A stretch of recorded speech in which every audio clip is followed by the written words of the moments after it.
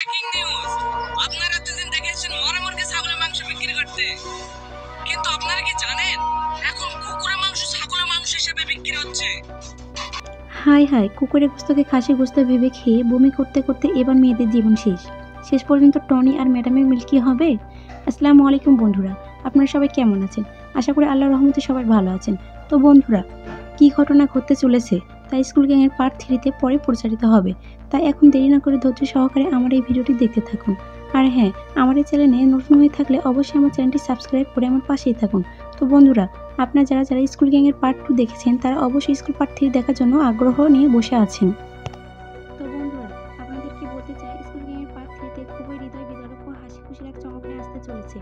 তো বন্ধুরা, স্কুল গ্যাংয়ের পার্ট 2-তে আপনারা দেখেছেন টনি আর ম্যাডামের মধ্যে একটু ভুল বোঝাবুঝি হয়েছিল, কিন্তু বন্ধুরা আপনারা পরবর্তীতে দেখতে পাবেন টনি আর ম্যাডামের মধ্যে এক প্রকার ভাব তৈরি হয়েছে।